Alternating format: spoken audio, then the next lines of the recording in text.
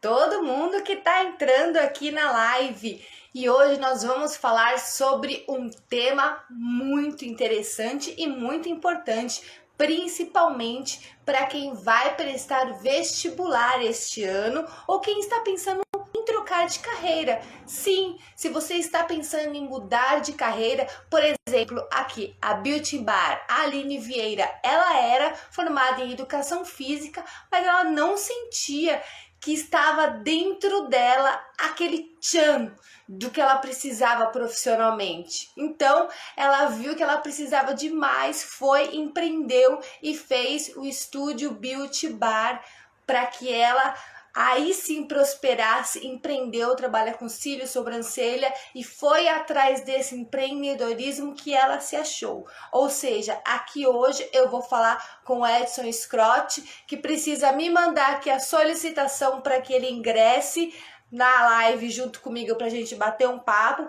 para nós falarmos. E aí, você segue a sua vocação ou as profissões do futuro para seguir uma carreira, uma trajetória de sucesso, enfim, como escolher aquilo que você quer para o restante ou boa parte da sua vida. Então, estou esperando aqui o Edson, que vai entrar com a gente aqui. Ele é gestor, ele é professor, ele tem tanta... Aqui, peraí, deixa eu já... Ele é consultor, ele tem tantas propriedades que eu não consigo nem falar aqui com vocês. Então, ele mesmo vai se apresentar quando ele entrar aqui. Boa tarde, Edson. Agora sim. Que paisagem é essa, rapaz? Tudo bem, Priscila? Como vai? Ouvindo bem? Tudo ótimo.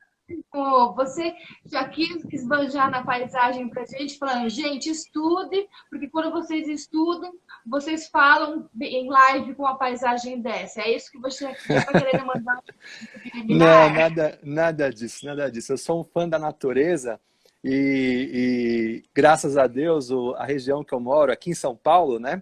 É uma região que tem muita natureza. É raro aqui em São Paulo esse tipo de estrutura, mas graças a Deus eu tenho essa oportunidade. E aí eu resolvi fazer como está um dia maravilhoso aqui, bonito, com sol, eu resolvi fazer na parte externa da minha casa, muito feliz de estar recepcionando, tendo essa oportunidade com você.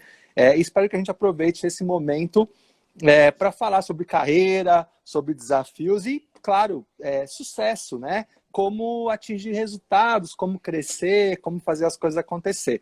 Então, eu estou à sua disposição, vou de acordo com o seu pulso e principalmente com o pulso da plateia, né? Sem dúvida nenhuma. E nós todos agradecemos por essa paisagem, por você estar aqui conosco e vamos sim bater um papo legal para que a gente consiga tirar um pouco dessa... Porque primeiramente eu acho que falar para um adolescente aos 16, 17 anos, olha, você precisa escolher aquilo que você quer para a sua vida toda, eu acho um pouco prematuro. Você acha que eu estou certa ou não? É muito difícil, né? Você, de fato, escolheu uma profissão com 17 anos, né? 17, 16, quiçá 15 anos, né? Então, É. infelizmente, aqui no Brasil a gente tem um problema, a gente tem uma deficiência social muito grande, uma dificuldade cedo. E estuda pouco, né? De repente já cai numa área administrativa de uma empresa, eventualmente começa a deixar a escola num segundo plano e de repente já está trabalhando, já está começando a fazer escolhas e às vezes essas escolhas são prematuras, né? O alento, e aí eu acho que vale a pena conversar sobre isso, quando a gente tem 17 anos, a gente não tem muito essa visão, né? Mas, por exemplo, eu que tenho 40 anos, né? Você também, mais idade, profissionais mais sêniores, a gente sabe que tem vários recomeços, né? A gente sabe que carreira, ela não é tão linear como a gente imagina. Não é aquela realidade em que a gente começa como um profissional júnior numa organização, numa determinada função, e vai ter essa realidade por 25, 30, 35 anos. A gente vai ter muitos caminhos. Talvez eu até brinco com alguns alunos que eu ministro aula e tal, que às vezes a gente tem até 4, 5 carreiras ao mesmo tempo, acontecendo ao mesmo tempo. Então, essa adaptabilidade, essa capacidade de entender o momento e perceber que as coisas mudam é muito importante. Talvez até mais do que fazer uma escolha e ficar com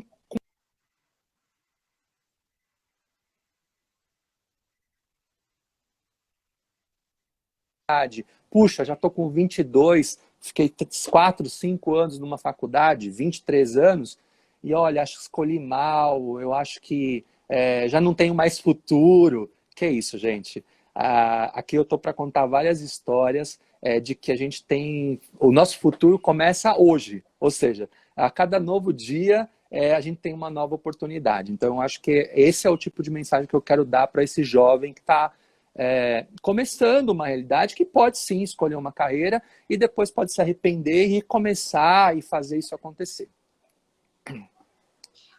A gente falando em carreira, faz 10 anos que 21% das pessoas que ingressam na universidade saem da universidade, tanto as públicas quanto as particulares, logo no primeiro semestre. Aí o MEC diz que isso é porque já vem lá do ensino básico, que eles não sabem a própria vocação. Mas aí, como a gente vai falar de vocação se hoje as pessoas também buscam uma carreira mais rentável? Então, e aí, o que a gente pode falar sobre isso? Não, primeiro, a escolha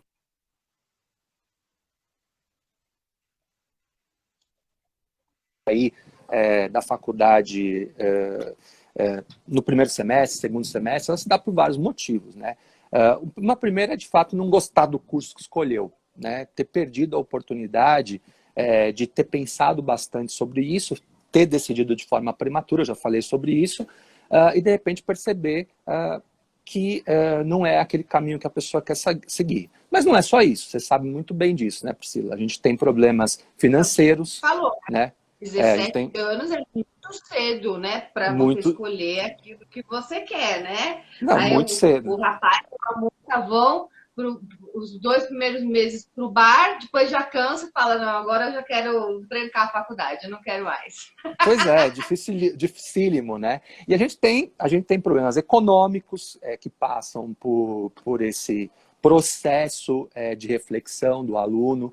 A gente tem um problema sério no Brasil, e eu acho que isso sim é verdade, falando da deficiência escolar, lá do primeiro, do ensino fundamental, né, depois passando para o segundo grau, que às vezes até infelizmente, a capacidade cognitiva do aluno. Você precisa ter uma certa musculatura, uma certa capacidade de aprendizado quando tem 18, 19, 20 anos e quando entra numa universidade.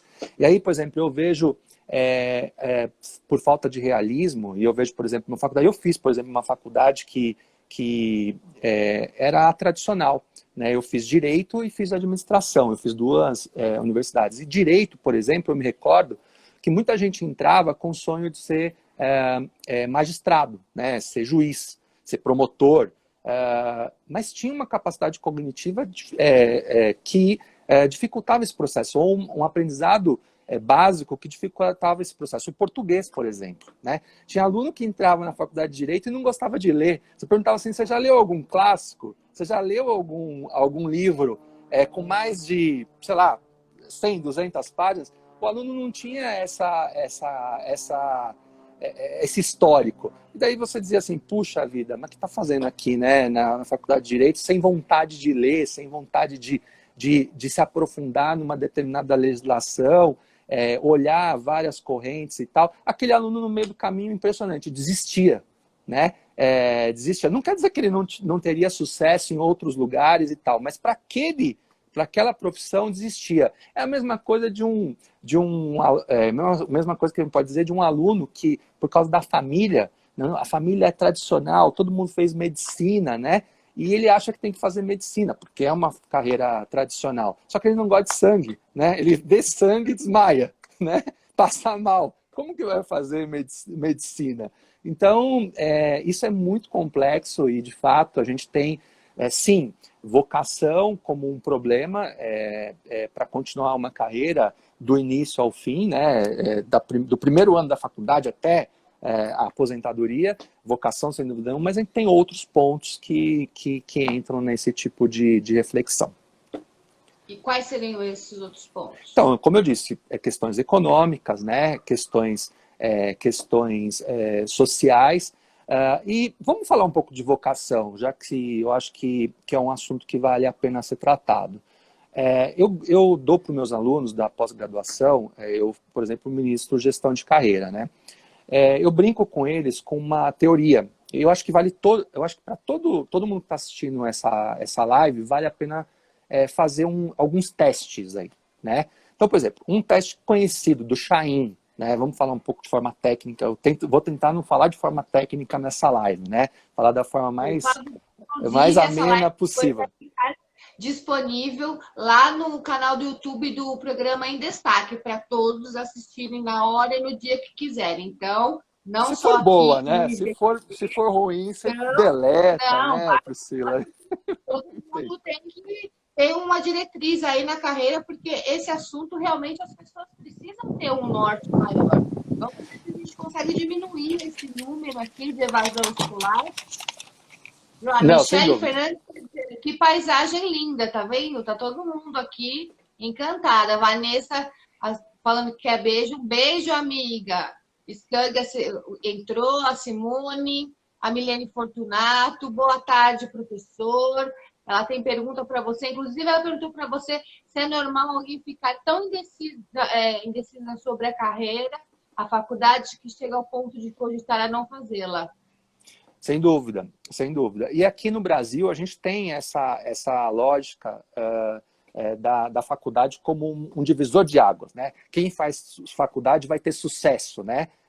Vai ter uma carreira brilhante. Não, olha, você tem profissões técnicas com resultado fantástico. Eu, por exemplo, tenho um amigo, eu tive a oportunidade de fazer escola técnica, né? Eu fiz eletrônica. E teve um dos colegas da classe, Michael, o nome dele, ele resolveu não fazer faculdade. Ele fez só o colégio técnico de eletrônica. Só que ele se especializou, ele gostava tanto do curso e do que ele fazia, e ele logo depois desse colégio técnico, com mais ou menos essa idade que a gente está falando, 17, 18 anos, ele entrou numa firma alemã. E ele se tornou um técnico em eletrônica respeitabilíssimo. Ele hoje trabalha de país em país fazendo manutenção técnica de um determinado tipo de máquina, não vou entrar em detalhes, mas ele tem um sucesso, ele é requisitado, aí ele começou nessa empresa, hoje ele é terceiro, ele tem uma empresa própria, faz manutenção de máquinas para diversas empresas, tem uma empresa que presta serviços nesse sentido e tem sucesso com o colegial. Então, veja, dizer que faculdade é sinônimo de sucesso e de realização profissional, puxa, não caiu nisso. Agora, o que eu acho é o seguinte, eu acho que quanto mais, e eu sou um defensor disso, eu fiz, como eu falei, 2 faculdades, eu fiz pós-graduação, eu fiz mestrado, eu sou uma pessoa que entende que educação nunca é demais, né? Ela sempre te ajuda a encontrar no meio do caminho, encontrar caminhos, e mais importante, ela traz sementes, ela traz portas, ela abre caminhos, né? Então, deixa eu contar uma história rápida. Eu, por exemplo, fazendo a graduação... Eu aqui alguns recados. Fica à vontade. Deixa eu contar uma história rápida aqui. Eu fazendo graduação, fiz 5 anos ali de Direito, tudo bem, passou. Eu fui fazer pós-graduação na FGV. Fiz a pós-graduação e conheci um amigo. Ok, virei um grande amigo dele, a gente fazia trabalho juntos, eu sempre me esforçava muito no curso para entregar o melhor que eu podia, de forma simulada, porque educação é isso, é simulada. E aí, bem, frigir dos ovos, esse colega avançou na carreira, virou diretor de uma empresa, 8 anos depois, veja só, Priscila, 8 anos depois, eu recebo uma ligação desse amigo. Edson, me lembrei de você. Tem uma consultoria para fazer aqui numa determinada empresa, eu preciso de você. Você me ajuda? Bom, fui contratado por essa empresa, fiz consultoria para ele, trabalhei 3 anos naquele projeto, aquele projeto rendeu frutos, virou benchmark, eu fiz outros projetos. Então, veja, às vezes a gente pensa na faculdade como só uma questão técnica, né? Mas a gente tem também o networking, né? A gente se conhece... É maravilhoso, ele rende muitos frutos. Pois é, a gente acaba se conhecendo gente nesse processo de sentar ao lado, de conversar, de mostrar o seu valor, de se tornar amigo, e de repente você tem uma oportunidade que você não esperava. Então, educação, cuidado. Educação não é só uma competência técnica. Educação também é relacionamento. E no século XXI, que é esse século que a gente está vivendo, maluco, né? Com oportunidades e com desafios, principalmente em 2020, agora a gente tem vários desafios, a gente precisa apostar no relacionamento. E educação serve também não só para fixar uma competência técnica, porque ninguém duvida, puxa, a Priscila, o que ela é? Ela é uma jornalista, ok? Isso está certificado, está garantido, mas ela tem relacionamento, né? Ela tem networking. Então, tudo isso compõe o que a gente chama de características de um profissional que quer ter sucesso. Então, a educação, na minha opinião, ela serve também para isso, né? Isso é muito importante. Então, não é só a faculdade, respondendo a colega, que faz a gente ter sucesso, como foi o exemplo do meu amigo Michael. Mas eu diria que faculdade é muito importante, porque ela traz a certificação de uma competência técnica que é relevante, principalmente quando você não tem experiência, você não tem história para contar. E você também tem networking, né? Que pode funcionar muito bem. Então, apostem nisso. Eu acho isso importante, né? E a gente tem mais uma pergunta aqui quanto a isso. Porque Claro. geralmente as pessoas querem fazer cursos, elas querem fazer, antes até de encarar uma universidade, querem fazer cursos para se testar, né? E tem uma pergunta aqui. E como a pessoa pode fazer para lidar com a pressão que a família faz para que a gente entre numa faculdade? Porque às vezes é sonho de uma família, né? Ver o filho ou a filha numa faculdade e não querem esperar tudo isso. E aí, Edson, como que faz para fazer os pais entenderem tudo isso? Não, é dificílimo, né? Eu brinco que essa história essa pressão familiar, ela vem de 2 formas. Ela vem, às vezes, do próprio pai, diz, você tem que ser engenheiro, você tem que ser arquiteto, você tem que ser jornalista, você tem que ser advogado, concordo? Da própria mãe, mas às vezes é do próprio indivíduo, da própria pessoa que tem essa idade e olha para a sua família e fala assim, nossa, mas meu pai é tão bem sucedido, minha mãe é tão bem sucedida, ele não está me fazendo pressão, mas eu preciso ser igual a ele é meu exemplo, não é verdade? Então eu brinco aqui em casa, né? Minha mãe nunca fez pressão para eu ser, por exemplo, advogado, né? Ter feito a primeira faculdade em Direito. Pô, mas minha mãe de uma família humilde, pobre, né? Morávamos ali num terreno com 3 outras famílias. Minha casa era dividida num quarto só por 5 pessoas. Então eu sei o que é isso. Mas minha mãe acabou fazendo direito, acabou entrando em 2º lugar num concurso público de direito e exerceu dentro desse concurso público uma carreira de sucesso dentro da advocacia. Poxa, será que eu não fui influenciado por isso? Será que eu não queria, por exemplo, ter feito direito? Eu acho que tem um pouquinho de influência aí. Pois é. Então, olha que coisa maluca. Então, isso é mão dupla. Existe a família que nos cobra, às vezes tem esse cenário. Por exemplo, eu brinco com meu filho, eu tenho um filho de 6 anos, né? Eu fico olhando as vocações, porque a gente tem que perceber isso. Desde criança, a gente percebe algumas coisas que são caminhos para uma profissão. Por exemplo, meu filho gosta muito de desenhar.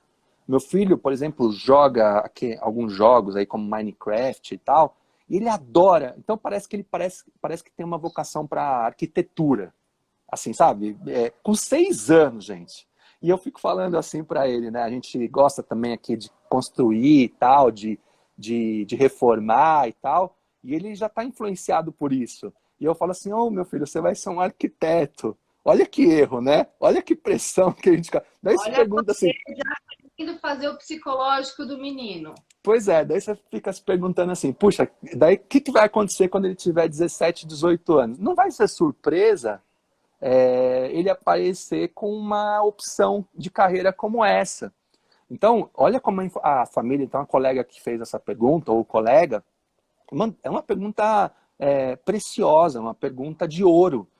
De fato, há influência da família sobre a escolha da carreira. Agora, a gente tem que se autoconscientizar, a gente tem que se autoavaliar, né, e tem que ter essa capacidade de mostrar para a nossa família, e olha como é difícil com 17, 18 anos, né? Essa segurança de ter falado assim, olha, eu me autoavaliei, eu sei o que eu gosto, eu vou encarar esse desafio. Eu, por exemplo, deixa eu contar essa história rapidamente. Eu tenho uma enteada aqui em casa, e ela adorava tirar fotos. Né? Adorava. Desde os 5, 6 anos ela adorava tirar fotos. Com 16, 17 anos, ela apareceu com a seguinte frase. Eu queria fazer, de novo vou falar disso, queria fazer direito. Daí eu olhei e falei assim, mas você nunca leu um livro, né? Você nunca Eu achei que buscou você isso. fosse falar que era modelo, de Não, pois repente ela é. queria. Não, mas olha só o que aconteceu. Eu falei assim, mas por que você não olha um pouco para o seu histórico, para tudo que você fez até hoje? Bem, frigir dos ovos. Essa menina, ela é a Isadora Calmon, né? Ela tem mais de 300 mil seguidores, sei lá quantos mil seguidores, posso estar errado nos números, mas eu só sei que ela tem mais de 100 mil, 200 mil seguidores no Instagram, e ela fez a faculdade, olha só, de moda. De moda. Ela tem 20 anos, né? Fez a faculdade de moda, está muito feliz fazendo estágio na M-Officer. Ela tem... rapidamente ela fez a transição de educação, escola, para um emprego de estágio, ganha dinheiro dos dois lados, sendo estagiária da M-Officer e sendo influencer digital, eu espero que esteja falando corretamente isso, né? E eu vejo nos olhos dela felicidade. E do meu lado, eu não sei se ela está assistindo agora esse vídeo, eu sou muito orgulhoso dela. Por ela ter olhado para si própria, eu não sei se vai dar certo. Daqui a alguns anos ela pode estar sem emprego, ela pode estar com alguma dificuldade, mas eu vejo nos olhos dela muita felicidade por ter escolhido uma faculdade de moda. E aqui em Mas ela casa... explicou de onde ela tirou a ideia de de querer fazer direito? Pois é engraçado, né? Ela olhou para algumas pessoas que tinham sucesso financeiro, tinham bons clientes, e eu acho que ela se influenciou por isso, sabe? Mas a tal pessoa deu certo, tal pessoa... eu vejo como você trabalha, como tal pessoa trabalha, e ela começou a dar sinais ali de que estava sendo mais influenciada pelos outros do que pelo que ela tinha de vocação.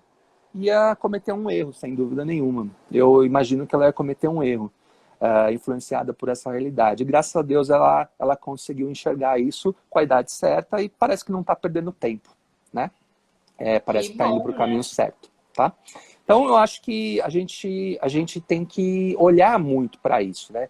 E alguns devem estar me perguntando, Edson, mas tudo bem, você está dando alguns sinais subjetivos. Então, por exemplo, seu filho que gosta de desenhar, né? A Isadora que gostava de tirar fotos. Será que eu tenho alguma situação técnica? Eu tenho algum instrumento técnico para buscar um caminho? Eu estou muito perdido, né? Eu diria dois. Tem muitos outros, tá? Mas eu diria dois. Eu começaria com dois. Por exemplo, tem um teste que chama, eu queria que vocês anotassem aí, se puder, né? Chama âncoras de carreira. Eu comecei a falar disso. Do Chaim, né? Edgar Chaim. Teste de âncoras de carreira. Façam esse teste. eu acho que esse teste vale muito a pena. Tem uma outra teoria chamada teoria de testes do John Holland, né? Ou John Holland, também, que é muito bom para tentar buscar testes vocacionais. E você tem uma infinidade de testes vocacionais, por que não apostar nisso, né? A gente às vezes tem tanta dificuldade de pedir ajuda, pedir aconselhamento técnico, e você, no meio desse processo, você pode descobrir muito sobre si, né? Eu, por exemplo, quando fiz o teste, eu posso abrir isso para todo mundo que está assistindo, eu, quando fiz o teste de âncoras de carreira, ali deu como âncora puro desafio e criatividade empreendedora, né? Foram as duas âncoras que balizaram ali o meu perfil profissional. E eu rapidamente entendi isso e comecei a colocar isso em potencialidade. Não me arrependo. Graças a Deus, eu vivi muitos desafios, muitos projetos. Nunca disse não para um desafio. Sempre encarei os desafios. Edson, mas você não tem formação em tal profissão. Não, me dá um tempo que eu vou ganhar força e vou conseguir fazer esse projeto junto com você. Puxa, mas esse projeto é de M&A, de Merger Acquisition, vamos lá. É de implantação de gestão da inovação, vamos lá. É para falar de propriedade industrial, vamos lá. Vamos fazer uma casa, vamos lá. Vamos construir uma empresa de construção civil, vamos lá. Vamos criar um padrão de uma revenda de gás, vamos refletir isso para 1.890 revendas de gás, vamos lá. Vamos fazer uma live sobre gestão de carreira? Vamos lá. Então, eu sou uma pessoa que me movimento por puro desafio. Então, toda vez que eu tenho uma situação nova, que parece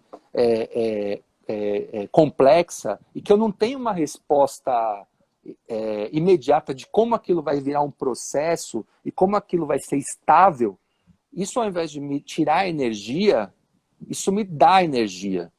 E eu descobri isso muito cedo, porque eu fiz um teste que mostrava que isso não ia me abalar. Então eu sempre vivi desse jeito. Agora imagine, uma pessoa, por exemplo, que tem nesse teste de âncora de carreira a segurança e a estabilidade. Ao contrário do que eu estou dizendo. Ela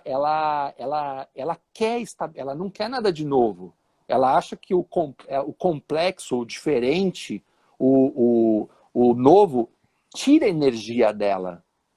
Puxa, ela precisa descobrir uma carreira que mexa menos com esse tipo de realidade. Isso pode ser que traga uma zona de conforto para ela que lhe faz bem, que impulsiona ela para o sucesso. Então, ela, por exemplo, vai buscar desde cedo uma carreira pública, talvez. Eu não estou dizendo carreira pública, porque eu tenho vários colegas de carreira pública, eles têm vários desafios, né? Mas ela vai buscar... É fácil, né? Não é mandado embora. Nossa, eu também eu conheço bastante. Você está falando aqui, eu estou viajando, estou só imaginando aqui, pensando, refletindo tudo que você está falando. E tem um monte de gente comentando aqui com você, viu, Edson? Olha, a Rosângela Sampaio, psicóloga, falou que entende assim também do jeito que você está falando.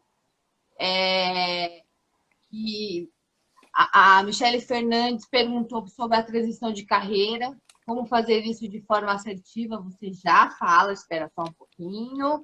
Esse é um assunto interessantíssimo. E daqui a pouco o nosso tempo está acabando. Eu estou ficando já triste, vou chorar aqui. A Rosângela Sampaio, antes de tudo, ela falou assim, se o universo está enviando, vamos respeitar. Que ela comentando sobre você falando que você aceita tudo. Tá vendo que você...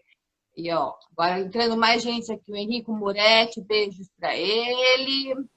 A Milene Fortunato também mandando beijos aqui pra gente. César Cambi mandou joinhas. O César foi funcionário meu, inclusive. Adoro ele. A Érica Strotti é sua parente. A Érica Cherotti, minha irmã. Muito legal. Que bom que ela tá aí. Pelo menos a família está assistindo.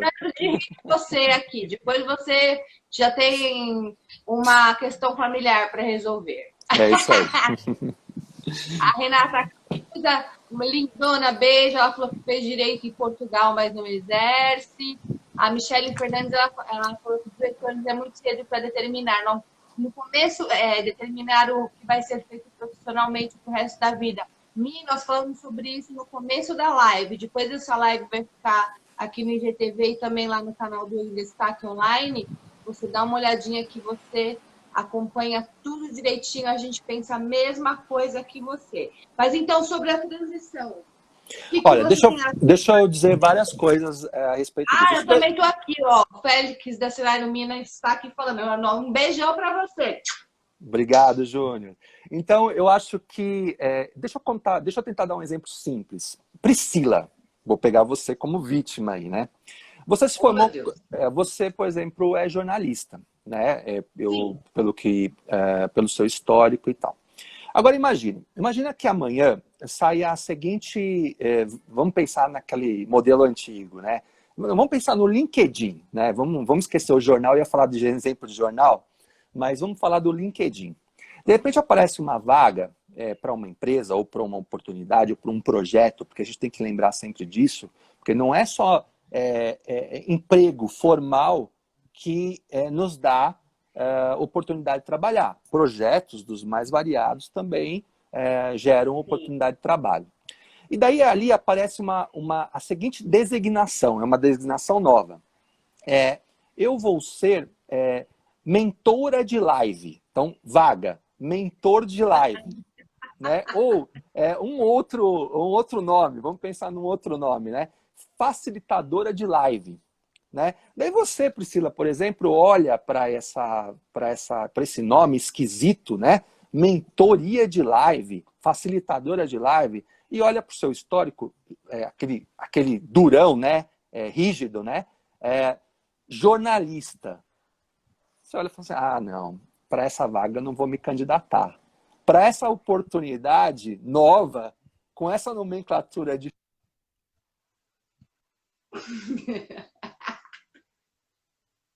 mentora de live. Você é uma transformadora social, né? Uma transformadora digital, talvez. Uma facilitadora digital. Então, veja, eu queria chamar a atenção desse exemplo comezinho, esse exemplo simples, mas olha quão diferente pode ser. Você pode estar preparado para um desafio e nem imaginar que está preparado para esse desafio. Talvez tenha sido singelo assim. Então, quando a gente fala de transformação, às vezes é uma questão de nomenclatura. Às vezes, a sua base, a sua estrutura, a sua técnica permite você se adaptar rapidamente a isso. Né? Então, veja, por exemplo, eu gosto de usar um termo, por exemplo, um profissional que está na área de compliance. Né? Ele tem toda a estrutura para isso, ele tem toda a base para isso. Daí imagina que aparece lá no LinkedIn a seguinte vaga, compliance de inteligência artificial. Né? Então você vai fazer compliance de algoritmos de inteligência artificial. Pessoal, não, eu não vou me candidatar porque isso me assusta, né? Esse termo. Não, mas você trabalha 15, 20 anos como compliance. Vai em frente, né? Se desafia a esse tipo de realidade. Você tem como se adaptar rápido a esse tipo de transformação que aconteceu na sua profissão. Por que não? Né? Então, eu acho que quando a gente fala de transformação, a gente não pode esquecer o nosso histórico, a gente não pode esquecer nossas experiências, a gente não pode esquecer tudo que a gente viveu, tanto profissionalmente como na educação formal. E às vezes a gente precisa abrir um pouco a nossa mente para se adaptar a essas novas realidades. Então, por exemplo, quando eu falo de puro desafio, eu não sou nenhum maluco. Eu não pego um desafio, por exemplo, da medicina. Eu não vou pegar um desafio para curar o Covid, que está aí na nossa... Eu não tenho essa capacidade nem técnica, nem essa experiência. Mas eu posso, por exemplo, olhar para um desafio que está ali integrado às minhas experiências, à minha realidade, e eu posso dar mais um passo, me adaptar a isso. Então, esse é um primeiro processo, importante processo de adaptação à nova realidade. E a gente esquece desse caminho e dessa oportunidade está ali. só que com um nome, com uma nomenclatura, com uma roupagem diferente, né? Talvez mais um exemplo, uma ferramenta. Eu, por exemplo, eu confesso isso, antes do Covid, as minhas aulas sempre foram presenciais. Sempre foram presenciais, em universidade e pós-graduação. Eu me recordo que, desde 2017, algumas faculdades, algumas universidades me contatavam e diziam assim, Ed, você não quer dar aula para mim? Aonde? Em Fortaleza, em Belém. Ah, mas eu não posso me deslocar até aí, é um pouco complicado. Não, Edson, vai ser online, vai ser, né, aula eles falavam remota, eles usavam o seguinte termo, aula remota e síncrona. Passou isso, né? Gente, começou o Covid e eu sou responsável por uma pós-graduação, eu sou coordenador da pós-graduação do Senac São Paulo. Eu tive que fazer, entre março e abril, dar as aulas que eu ministrava, transformar essas aulas em digitais, né, com uma resistência de professores, alunos, até da estrutura. E eu tive que fazer com que 14 professores que eram vinculados a essa pós-graduação, também, alguns de 65 anos, outros de 50 anos, outros de 35 anos, outros de 40 anos, ministrarem aulas síncronas de pós-graduação. Então veja o desafio. Isso aconteceu em 15 dias, 20 dias. E olha como a gente era resistente a uma ferramenta. Hoje, por exemplo, eu já estou fazendo live aqui no Instagram e confesso que eu entrei pouquíssimas vezes no Instagram. Então, veja, não mudou a essência, mas é uma transformação. É uma transformação. Então a gente tem que tomar cuidado quando a gente fala de transformação, porque existem transformações nesse sentido, que trazem um pouco do nosso histórico, da nossa experiência, para uma nova perspectiva. E a gente tem que perceber que isso está muito próximo da nossa realidade. E claro que tem as transformações disruptivas, né? Puxa, fiz uma faculdade e estou numa profissão completamente diferente. Nossa, eu preciso recomeçar numa profissão totalmente diferente. Pessoal, que beleza, recomece, faz parte da vida, a gente está aí para esses desafios, né? Então eu acho que vale a pena contar e perceber isso. E vamos falar antes que agora o nosso horário acabe. Eu preciso Nossa, já fazer acabou? essa pergunta para você. Já está quase acabando. Ai, é triste isso. E eu preciso fazer essa pergunta para você. Claro. Pela sua vivência, pela sua experiência, tanto quanto professor, pesquisador, quais são as profissões do futuro e quais as profissões que tendem a acabar, simplesmente acabar? Olha, eu vou te trazer, eu notei aqui, eu estava meio preparado para essa pergunta, gostei disso. Eu vou te dar alguns dados, tá? Tá bom, ótimo, adoro dados. Nós também todos aqui vamos adorar saber sobre isso. A Universidade de Brasília fez uma pesquisa rápida no ano passado de 2.062 ocupações. Ela olhou para 2.062 ocupações e percebeu que 25 milhões de empregos em cima dessas 2.062 ocupações estavam em risco. Um dado. Segundo dado, McKinsey. A McKinsey fez um estudo que mostra que 25% das profissões do mundo serão afetadas, 25% das profissões do mundo serão afetadas até 2030. Numa visão mais pessimista e mais séria, a OCDE, que é a Organização de Cooperação e Desenvolvimento Econômico, ela mostra que 14% das profissões do mundo serão automatizadas e 32%, ou seja, 14 mais 32, né, 32% serão transformadas. Então, quer dizer, você tem um número, então, de 48% das profissões que até 2030 serão ou automatizadas, desaparecerão, ou serão transformadas. Então, eu acabei de dar exemplo. O ser humano vai ficar só com 50%. Michele Fernandes, ela é igual a mim também. Ela adoramos estudos de dados. Eu adoro também, adoro os dados. Ainda bem que estou adorando que você está falando isso. A única coisa ruim é que nós estamos ficando só para trás aqui, né? Então vamos ver o que a gente vai poder fazer para ganhar dinheiro futuramente. Vamos lá, Edson. Então, eu brinco que, na verdade, você precisa se preparar para alguns caminhos aí, né? Algumas competências, tá? Algumas competências que vão ser importantes. Certamente, é difícil dizer que isso vai acontecer, mas sem dúvida, a interpretação subjetiva da realidade tende a aumentar. Então, profissões que antes, por exemplo, a gente tinha certa dúvida, até tem uma colega que até se manifestou, uma psicóloga. Eu acho, por exemplo, que a psicologia tem um bom caminho daqui para frente, né? A gente brinca olha só o nome de uma profissão, até brinquei aqui com uma aqui, psicólogo especialista em transtornos digitais. Né? Nossa, gente, meninas, tem bastante psicólogo aqui assistindo. Olha, e agora também estou fazendo uma pós-graduação em psicologia social. Aí, Rosângela, já sabe agora a próxima especialização. Olha só, digitais. Olha só, você imaginar uma profissão dessa, pode ser que ela apareça. Olha uma outra aqui, olha só. Designer ou arquiteto, eu vou brincar com meu filho, né? Vamos supor que ele seja arquiteto, só que arquiteto de realidade virtual, né? Então, já não é mais físico, já não é aquela casa, mas é o arquiteto de realidade virtual. Realidade virtual. O advogado especializado em mídias e problemas digitais, né? Então, veja que detetive de dados. Então, são várias, engenheiro genético, né? Então, a gente tem até o nutricionista de dados pessoais,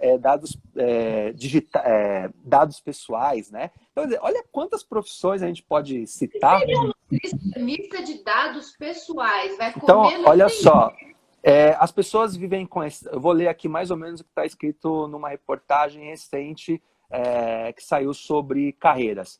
Eles percebem excessos de alimentação. E excessos de compartilhamento de dados.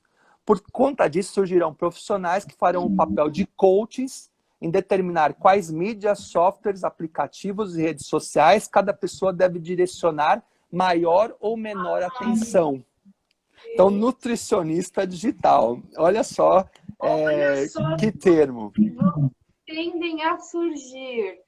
E as que tendem a sumir, tem alguma para falar aí pra gente? Eu tenho algumas. Então, muito cuidado com aquelas profissões que são mecanizadas, né? Então, uma profissão que tem um certo... Eu não quero causar pânico a ninguém, né? Pelo amor de Deus, quem sou eu para fazer isso? Mas, por exemplo, uma profissão do dia a dia, motorista. Eu não estou dizendo que vai desaparecer, mas... a gente está começando a trazer para o mercado o que a gente chama de carros autônomos, né? Essa é uma profissão com certo risco. Profissões... Olha, veja como... você percebeu isso, né, Priscila? Como mudaram as nossas compras, né? Entre março e julho, a gente está entrando em julho, março e junho, né? Puxa, eu nunca comprei... Eu particularmente, eu confesso isso, eu nunca utilizei ferramentas como iFood e outras aí, né? Que a gente conhece, né? Então, fazer pedido por... Eu fazia pedido, claro que fazia. Ligava na pizzaria, né? E olha, por favor, você não traz uma pizza aqui, né? Hoje, por exemplo, eu entro num aplicativo digital ou qualquer outro aí e faço o meu pedido de alimento. Eu, por exemplo, infelizmente, por causa do Covid, eu comecei a fazer pedidos de mercado, compras do mês mesmo, né? Que vem aqui em casa por aplicativo. Então, veja, então uma profissão como gestor de compras, com IA, né, que a gente chama de inteligência artificial e tal, gestor de compras é uma profissão que precisa ali ficar de olho nas evoluções que estão acontecendo ali, né? Mais um exemplo, né? Então, a gente tem... eu vi agora, por exemplo, no hospital, me chamou a atenção, um hospital em Singapura, pelo Covid, colocando o que a gente chama de enfermeiros robôs, né? É só uma tendência, é só uma experiência, é só um piloto, né? Para quem quiser ver o que esses enfermeiros robôs estão fazendo no hospital, que chama Hospital Elizabeth Novena, lá em Singapura, você vai ver lá uma quantidade enorme de enfermeiros robôs. É um desafio, né? É um desafio. Então, agora eu vejo com muito otimismo a profissão da saúde no futuro, né? Porque tem aquele aspecto subjetivo por trás. Mas, sem dúvida nenhuma, humano também, né? Mas se você pensar só lá na aplicação da injeção, na limpeza, né? Servir uma comida, não sei. Então, pode ser que haja uma transição. Então, a gente tem vários exemplos aí que estão na bacia das almas, que tem que tomar um pouco de cuidado, né?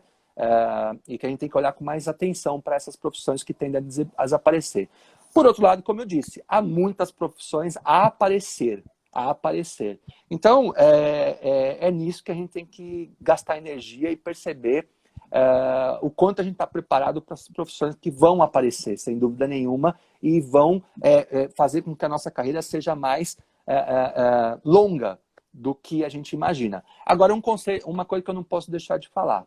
A sua carreira vai ser longa, sem dúvida nenhuma. Eu espero que você tenha uma carreira que comece aos 20 anos e vá até os 75 anos, porque a longevidade humana tende a aumentar. Só que eu não garanto hoje que não a tem sua... mais como se aposentar também, então tem Sim. que trabalhar mesmo. Tem que trabalhar mesmo. Agora eu tenho um recado final. Eu não acredito que a sua carreira, apesar de ser longa, vai ser única. Esse é um ponto. Eu acho que carreira única é uma carreira... Eu rezo toda noite para as pessoas que estão ao meu lado, que tem uma carreira única, né? Nossa, eu comecei ali, fui. Mas eu acho muito difícil. Eu acho que serão exceções. Daqui a alguns anos, por exemplo, eu com 70 anos, o meu filho com 70 anos, contar assim, meu filho, meu neto, eu entrei num lugar e tive uma carreira única. Dos 20 aos 75 anos.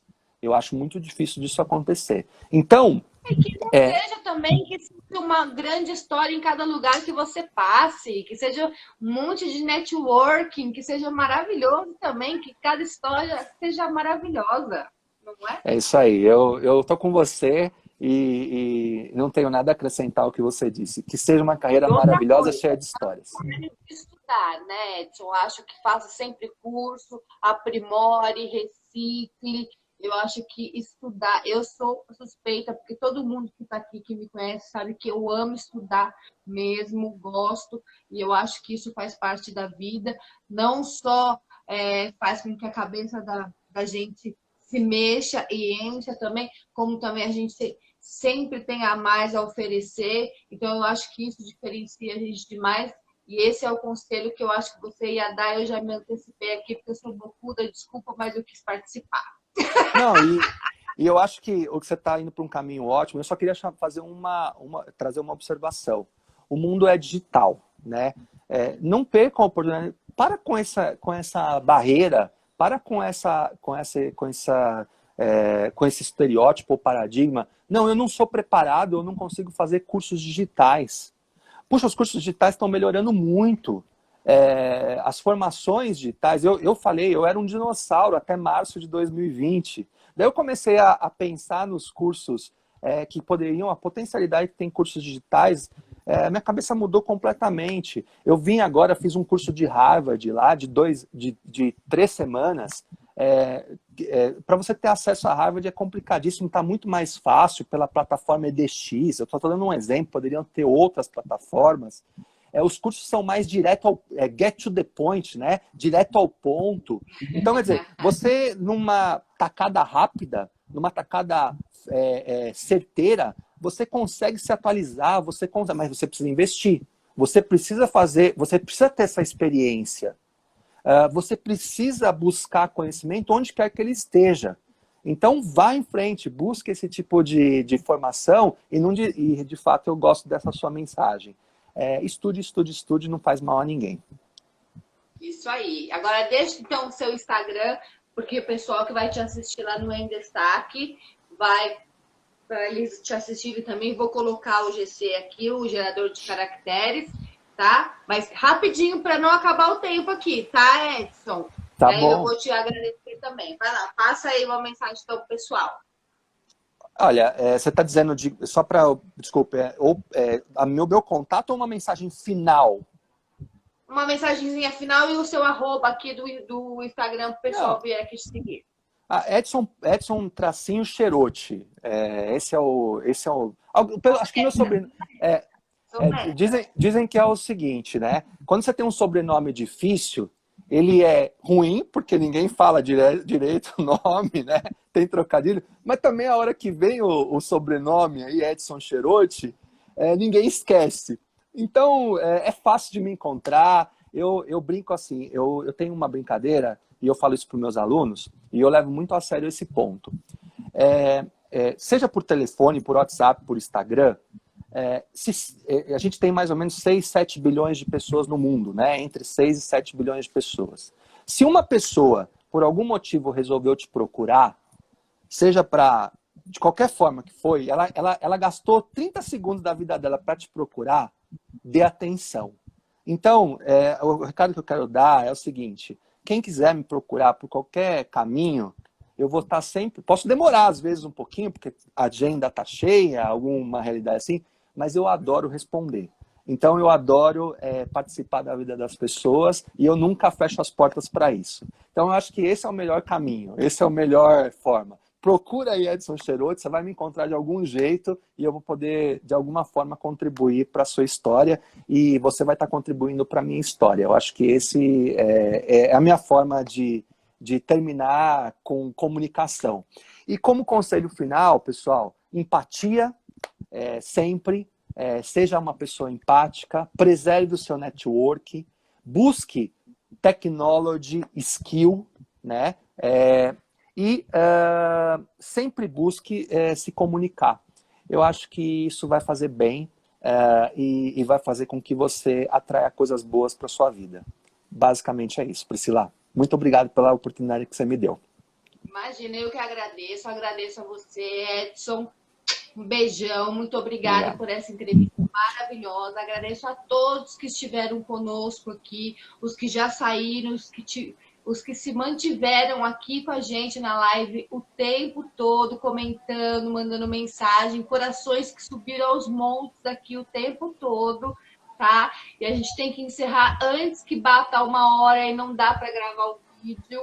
Mas olha, eu ficaria aqui um tempão conversando com você, porque realmente tem muitas perguntas aqui para fazer e tem muitas perguntas que não deram para ser respondidas. Então, pessoal, é só vocês irem lá agora no Instagram do Edson. Ele diz que ele vai responder. Olha, ele está aqui ainda, tá? Nesse cenário horroroso. Então, ele vai responder. Só tá, gente? Eu agradeço, um beijo no coração de todos. Um ótimo final de semana, uma ótima semana para todos vocês. Daqui a pouco essa live já vai estar lá em vídeo também lá no canal do Endestart. Beijo, Edson. Beijo a todos. Tchau, obrigado. Tchau. Obrigado. Beijo. Obrigada a todos. Tchau.